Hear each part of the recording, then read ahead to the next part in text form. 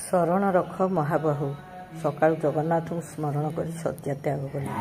आज थी एकादशी इंदिरा एकादशी आउ संक्रांति पुणी विश्वकर्मा पूजा। सकाळु उठिल तो मन पड़गला अरे पूजा पाई तो घरे घी ना तरबर हो जाई बड़ी भोर आग घी बाटी देली।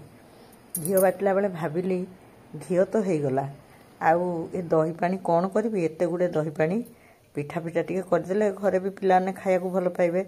सांगे सांगे पुणी दही को दही छेना करदेली। आपण मैंने जानी दही छेनार बास्ना पूरा अलगा आउ पिठारे पुर देले भारी स्वाद लगे। से घी बाटी सारी पुणी मु दही छेना करने को बसीगली। क्षीर को छेना छिंडेवाई किसी उपादान दरकार हुए कौन सी खट्टा रस बा भिनेगार देले भी चले। आपण लेंबू बा जहाँ किसी व्यवहार करें किंतु दही छेना किसी दरकार ना से दही परा ता देहर खट्टा अंशटा मन को थाए। तेणु मु घी काढ़ला बेले जो घोल दही बाहर करी कई कई चल्हा भी कहती सेटा को लेकिन मु चुली रे बसईदेली बास से छेना होगला। देखुना कौन खराब होती आई छेनाटा पुरे बहुत भल मिसे। आम खाली छेना पुर नक नड़िया छेना मिसेकी पुर भाजू। आपण मैंने जदि नड़िया छेना पुर करेंगे प्रथमे छेना और नड़िया को गुड़ बा चीनी रे भल रकम गोली देवे तापर जमी पुर भाजती भाजिकी पुर प्रस्तुत करेंगे। सेतक सब बंदोबस्त करदे मु बारियाड़ को चलली। सेतबेले जाए बहुत बेसी आलू हो नाला तापर गोटी गोटी करी फूल तोड़ली। भाविली अनेक दिन है मु बगीचा विषय आपन को कहनी कौन कहबी बगीचारे आबे कौन अच्छी जे आपण मान को कहबी। यही पुराना फूल गछ केतोटी पूजापाई फूल जोगई दूची सेतिकी ही मोर खुशीर कारण। देखिले कथा कहू मु केते प्रकार मंदार तोड़िली। मंदार फूल अवश्य एबे कहीं बेसी फुटुनी। मंदार तोली सारी मु गली कनियरी तोलिया को। आम बाड़ी दुई प्रकार कनियरी अच्छी गोटे हूँ परस्तकिया आ गोटे हूँ थोपा। दीटा जाक मु आपण मानकु भलरे देखै दूची।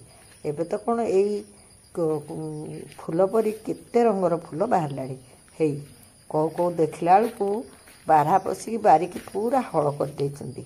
आम बाड़ी तो पाचेरी नाही जे पशु जे बाहर जेति गछ रहिला भल जेति न रहिला नाही। मोर आ कौथिले एते बेसी आग्रह होनी। बेले बेले मते लागुची मुई पुराना घरे पड़ी रही किछि लाभ कली ना क्षति कली। पुणी भावुची ए आलोचना करने को बा मु किए जी मते एठी रखैचंती सी तार विचार करिवे। पितामह भीष्म कुरु सिंहासन को जगिकी केते निंदा अपवाद सहितिले। तांकोठु कौन मु किछि बेसी पुण्यात्माटे जे मोर निंदा अपवाद को एते भय। निंदा आसु अपवाद आसु गोटे आत्मसंतोष अच्छी। मु मोर गुरुजन को आज्ञा पालन करछि। हाँ धला मंदार परा तोली नथिली। देखंतु धला मंदार ना बहुत डेरे फुटे। बासी फूल गुड़ाक एमती सतेज ही गछरे देखा जाए जी भाव से गुड़ा ही आजिर फूल किंतु ना ये कढ़ गुड़ाक ही सज तोली नबार किछि समय पर से सब फुटी जाए। मोर ये फूल गछ केतोटी धरी मु जहाँ खुशी होची आ कौन सी नुआ गछ बाड़ी लगे नहीं कि लगेबार मनोभाव भी आ सृष्टि हो नहीं।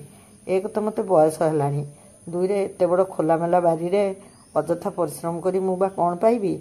एटा की फूल कहले एटा अपराजिता फूल। एटा मु एबे वर्षे 2 वर्ष है देखुची। आम बाड़ी भी वर्षे है लगेची गोटे कौन कहती से जो सब गछ बिक्री हुए से किणिकी आनी। आउ जो मंदार गछ सब बहुत बड़ बड़ हो गलानी। अन्य गछ करुली बोली गछ को काटछांट करुली एबे आ काटछांट करने को इच्छा होनी।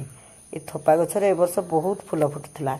आज अवश्य एत बेसी फुटी नाही। समुदाय मु आपन को केतटा मंदार देखैले हिसाब रखिचंती टी मने मने हिसाब करथांतु। वीडियोटी देखि सारले कहिबेनी। आ एटा हला परिस्थितिया धला अपराजिता एटार भी थोपा थाए हेले मोर केमती थोपाटा एमती धीरे धीरे परिस्थितिया हो गला मु किछि बुझी पारलिनी। आ ये धला फूल ऊपर तो आम बहुत आगुरी कथबार्ता होइचे तथापि कहले ये धला फूलर ना कौन सेथुरु भी किछि तोली आनली। एइटा हउची आम घरर एबे फूलर भंडार। ए नील अपराजिता गछरे प्रचुर अपराजिता फुटुची। सेइथिबाई तो मु बेले बेले गरम पानी रे से पानी पीके आपण मानकु देखाएनी टिके रोग प्रतिरोधक शक्ति बढ़िबो बोली। आ पूजा पाई ସବୁ ଫୁଲଠୁ ଅଧିକ ଫୁଲ ମୁଁ ଅପରାଜିତା ହିଁ ତୋଳେ। ବହୁତ ଫୁଟୁଛି ନା, ବହୁତ ବି ମାଡ଼ିଛି ଗଛଟା। ତାହେଲେ ଆମ ବାଡ଼ିରେ କେତେ ପ୍ରକାର ଅପରାଜିତା ଆଉ କେତେ ପ୍ରକାର ମନ୍ଦାର ମନେ ରଖିକି ଆପଣମାନେ ନିଶ୍ଚୟ ମୋତେ ମତାମତ ଦେବେ। ମୋର ସକାଳଟା ଏମିତି ହିଁ ବିତେ। ଏପଟ ସେପଟ ହଉ ହଉ କେତେବେଳେ 9ଟା 10ଟା ବାଜିଯାଏ ମୁଁ ଜାଣିପାରେନି। ସବୁବେଳେ ଭାବେ ଟିକେ ଶୀଘ୍ର ଗାଧେଇ ପଡ଼ିବି, ହେଲେ ମୁଁ ଗାଧଉ ଗାଧଉ ସବୁବେଳେ ସେଇ 9ଟା ହେଇଯାଏ। ଆଉ ଫୁଲ ଏତେ ଦେଖିଲେ ମାଳ ନ ଗୁନ୍ଥି ମୁଁ ରହିପାରେନି।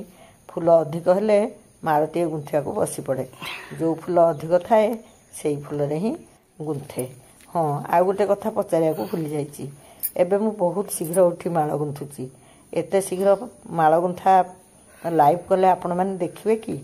ଯଦି ହଁ କରିବେ ତାହେଲେ ମୁଁ ଆପଣଙ୍କୁ ଲାଇଭ୍ରେ ମାଳ ଗୁନ୍ଥି ଏ କଥା କହି ବାରିଆଡ଼ୁ ବୁଲି ଆଇଲା ବେଳକୁ ଲିପି ପିଠା ପାଇଁ ସୁଜି ଜନ୍ତି ଦେଇଥିଲା। ଆମର କାମ ସବୁବେଳେ ଏମିତି, କିଏ ପୁର କରିବ, କିଏ ଜନ୍ତନି କରିବ, କିଏ ଛାଣିବ। ଆମ ଶାଶୁ ବୋହୂ କେହି କାହାକୁ କହିବା ଦରକାର ପଡ଼େନି। ଯିଏ ଯାହା କାମ ଆମେ କରିନେଉ, ସେଥିପାଇଁ କାମ ସବୁ ଶୀଘ୍ର ହେଇଯାଏ। ମୁଁ ତ କହୁଥିଲି ଫୁଲ ଦେଖିଲେ ମାଳ ନ ଗୁନ୍ଥିଲେ ମୋ ମନେ ବୁଝେ ନାହିଁ। ମନ୍ଦାର ଫୁଲ ଥିବାରୁ ମୁଁ ମାଳଟିଏ ଗୁନ୍ଥିଲି। ପ୍ରାର୍ଥନା କଲି, ମା ଲୋ ତୋ ଦୟା ଥିଲେ ଏ ପାର୍ବଣରେ ମୁଁ ତୋତେ ଗୋଟିଏ ଗୋଟିଏ ମନ୍ଦାର ମାଳ ଦେବି। ବାଡ଼ିରେ ମନ୍ଦାର ଫୁଲ ନ ଫୁଟିଲେ ମୁଁ ଆଉ କ'ଣ କରିବି? ତେଣୁ ତୋ ଇଚ୍ଛା, ତୋ ଦୟା, କିନ୍ତୁ ଫୁଲ ଫୁଟିଲେ ମୁଁ ନିଶ୍ଚୟ ମାଳ ଗୁନ୍ଥିବି।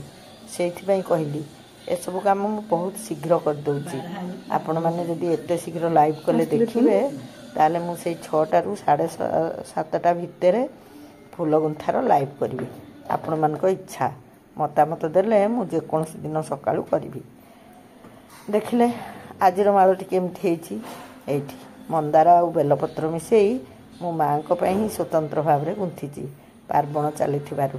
ଆଉ ପ୍ରାର୍ଥନା କରୁଛି, ମା ଲୋ ତୁ ଏ ସଂସାରରେ ଶାନ୍ତି ରୂପେ ବିରାଜିତ ହ।